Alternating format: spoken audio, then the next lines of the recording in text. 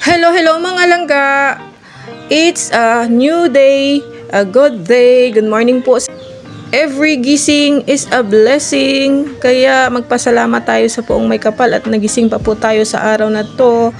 For today's video nga po pala mga langga, samahan niyo ako at magluluto tayo ng umagahan natin. Magluluto ako ng nilagang baboy. Pasintabi po sa mga hindi kumakain ng baboy ha, sa mga viewers ko dyan na hindi kumakain ng baboy. Mga viewers, parang ang dami, 'di ba? Pero ganun pa man, nagpapasalamat ako, no? Kahit konti pa lang tayo ay nagpapasalamat na ako sa mga viewers ko na patuloy nanonood ng mga video ko. Salamat po! Sana po ay hindi kayo magsawang suportahan ang munting channel ko. Salamat po ulit! Alright po mga langga, nag-ayos lang po ako ng konti dahil kagigising ko po lamang dyan. Bago po natin umpisahan ang araw natin ay mag-ayos-ayos ng konti para hindi naman tayo magbukang haggard kahit nasa bahay lang tayo mga langga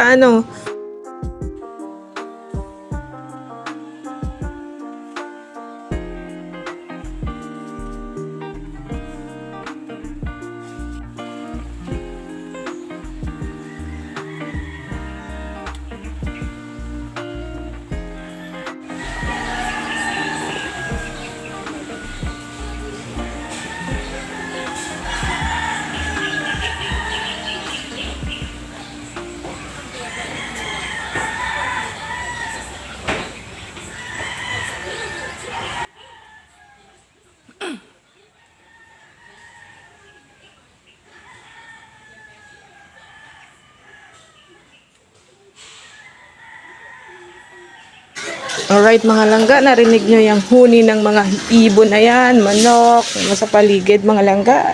At yung ihip ng hangin ay napakasarap sa pandinig. Mga langga? So let's start na kung ano yung lulutuin natin ngayon mga langga. Ayan, mayroon po akong repolyo dyan. At karne. Ang pinili ko pong karne ay may kunting buto-buto. Masarap po kasi sa may sabaw, yung buto-buto, sa buto-buto na part ng karne, mga langga. Tapos nilagyan ko ng konting taba at laman.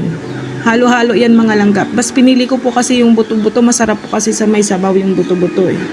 Alright mga langga, kahit sa sinigang, sa nilaga, masarap po yung may medyo buto-buto. Nandun po kasi sa buto-buto yung lasa.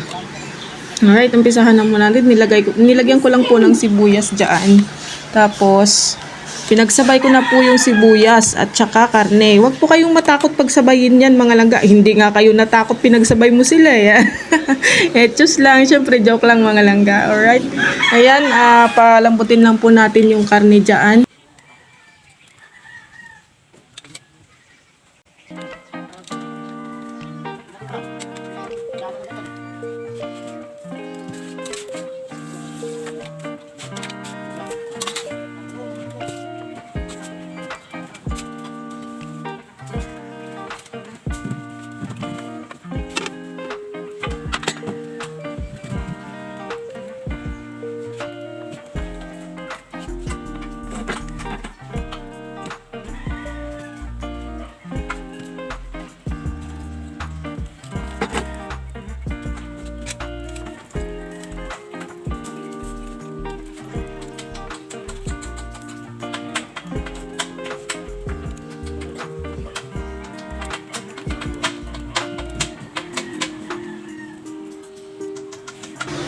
Alright, in that moment mga langga ay kumulo na yung sabaw, ay kumukulo na po yung niluluto ko, kaya lumabas na po yung mga dumi galing sa baboy po yan, galing sa karne, kaya kinuha ko po yung excess, yung unang bula po kasi niya ay madumi yan, kaya ayan, kinukuha ko yung dumi.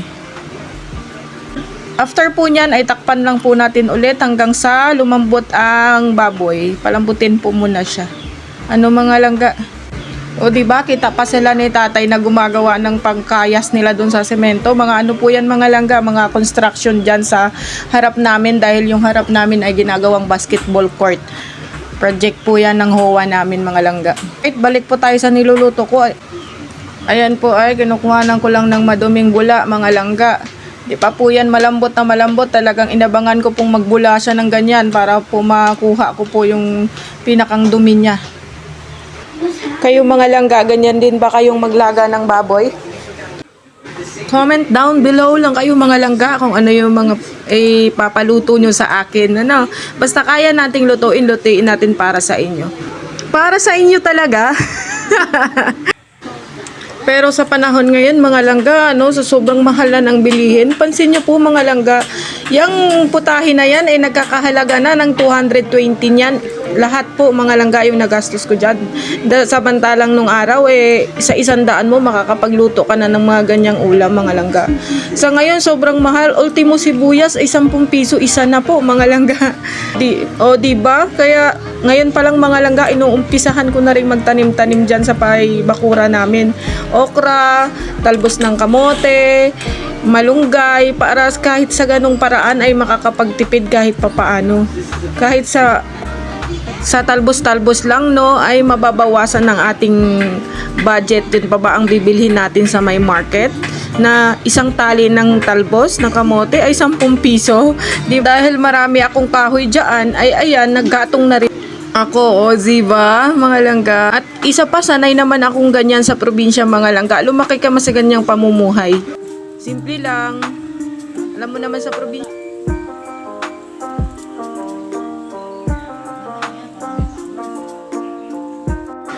Ayan po, at nilagay ko na po yung patatas, mga langga. Ipalambutin lang po natin yan ulit. Isim lang po natin ng another siguro mga 10 minutes para lumambot yung patatas. Mga langga.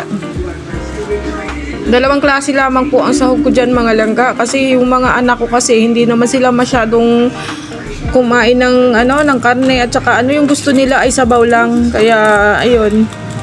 Kahit konting sahog, kalasa lang yung karne mga langga. Sa mahal po ng bilihin ay hindi na po kayang kumpletuhin yan. Mas masarap po sana dyan yung may saba na hinog. Tapos Baguio beans. Yun, the best po. Kayo mga langga, kung gusto nyo magluto niyan at gusto nyo may saba at pwede po lagyan ng saba at Baguio beans mga langga. Masarap po pag may saba at Baguio beans. Manamis-namis po yung sabaw niya.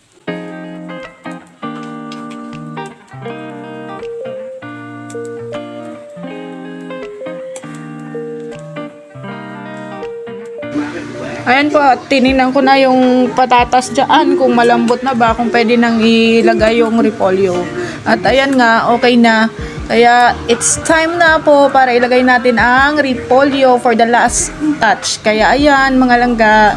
And then, lagyan nyo po ng asin at paminta to taste. And then, magic sarap if you want, mga langga. And then, okay na po yan mga langga. Pagka, masarap po kasi sa may repolyo, yung hindi overcook mga langga, half cook lang po siya. Para medyo malutong-lutong pa po. Para po sa akin yan Pero kung kayo po ay gusto nyo ng medyo malambot, di lutuin nyo ng mayaige. Para po kasi sa akin, hindi naman kasi pare-parehas yung panlasa natin, di ba mga langga ko. Pero para po kasi sa akin, mas gusto ko po yung half cook lang po sa repolyo dahil mas prepare ko po yung medyo malutong-lutong pa po siya. Ayan, pinakuluan ko lang ng konti and then okay na. Luto na po. Nalangga.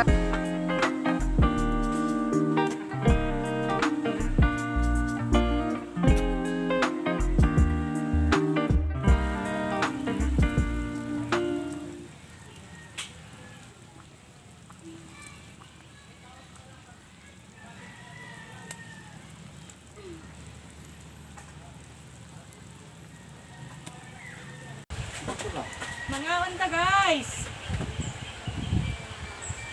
Alright mga langga, at yan po, at papakainin ko na yung aking mga anak. Ayan ang pinakapanganay sa kanila, Ayan yung nakaitim na yan ang panganay.